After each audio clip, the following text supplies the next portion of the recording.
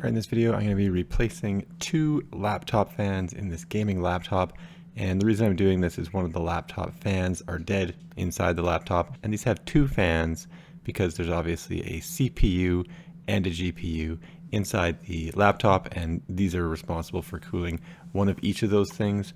It was a little difficult to find these fans. This is a Gigabyte G5 model, and you can see the fan models stamped on them. And I found these on Amazon. They were significantly cheaper through Amazon. I'll put links in the description. Obviously, it'll only be for a Gigabyte G5 if you have one of these, but the process for doing this is probably similar if you have an MSI computer or other gaming laptop. Now, the first thing to do in this case is to remove the battery. Sometimes the battery is inside and you'll need to disconnect it, but obviously if it has a removable battery like this one, you do need to take it out first before taking the back panel off the laptop. You do need a small screwdriver to do this, and I would recommend also having thermal paste if the fans are integrated into the heatsink, which probably in most gaming laptops they are indeed integrated into the heatsink like this one is. Anyway, I remove all the screws out of the back. There's a few hidden screws in the battery compartment as well. Overall, there's about a dozen of these things that need to come out. There are some internal clips in the base of the laptop, so it still holds things together, unlike say an Apple laptop where it's just a metal plate and it's not actually snapped into place.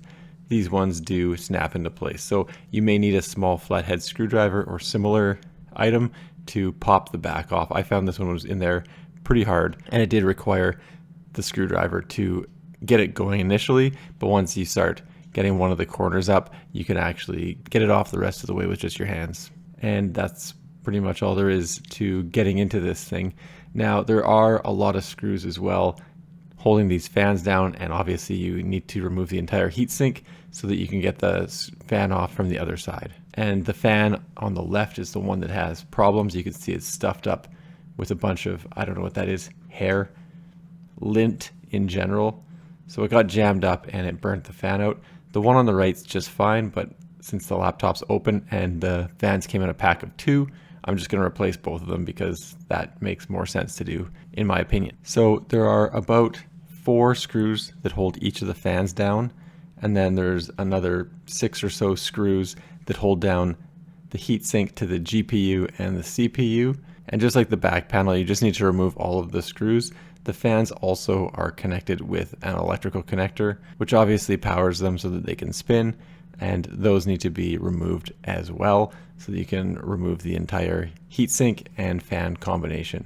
When working on a laptop, I would recommend that you also have some tweezers handy. Because these screws are a lot smaller than a desktop, it is a little bit more of a pain to work on the laptop. Really, I don't enjoy working on laptops. I would much prefer working just on a desktop, but unfortunately sometimes things like fans fail. And one thing I did notice on this laptop is that there are numbers stamped into the heatsink near the screw holes, and I would assume that that is the order which you need to put the screws back in. I did not follow that order removing the screws. I just removed them randomly, but when I put them back in, I do follow the screw numbering that is stamped onto the heatsink. And once all the screws are off, it is a little bit difficult to peel this off. Obviously, the thermal paste on the heatsink connecting the GPU and CPU has hardened up a little bit, and it is a little sticky, so you do need to pry it up to remove it. And if you didn't do the electrical connectors already, you should do that now. And that's what everything looks like. And like I said, because you have to remove the entire heatsink to get to the fans, you should have thermal paste before you even start this procedure. There are thermal pads as well, but those are generally in good condition. I did not have thermal pads on hand, but I did find that some of them broke up a little bit, but I don't think it's anything that will cause issues.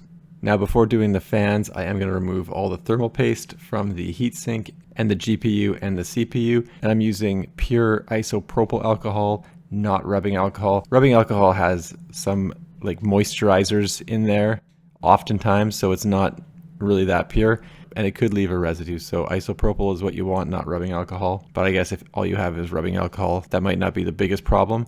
And obviously I'm just using a Q-tip and getting off all the old thermal paste. And the same procedure is done on the GPU and CPU as was done on the heatsink with the Q-tip and isopropyl alcohol.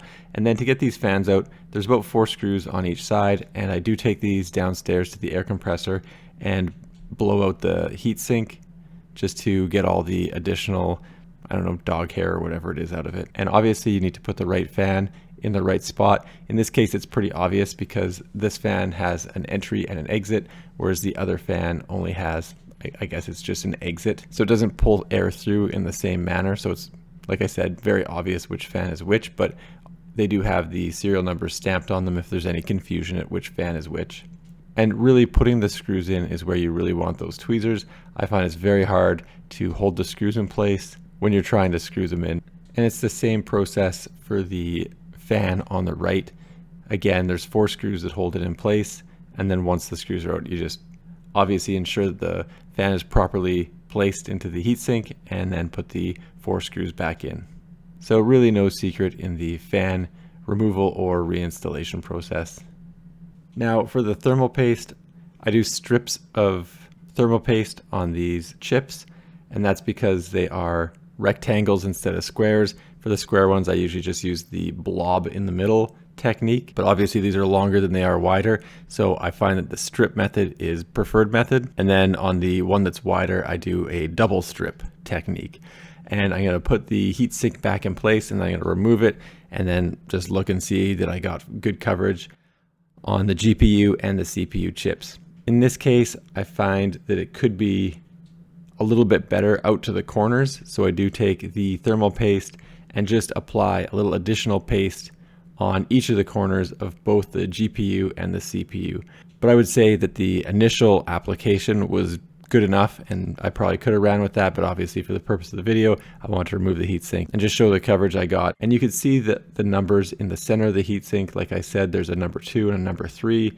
Obviously the number 1 is the top right screw on the, I think that's the CPU. So it'll be top right, bottom left, bottom right, top left when I'm tightening the screws. And really there's no secret here other than putting the screws in the order that it's stamped on the heatsink.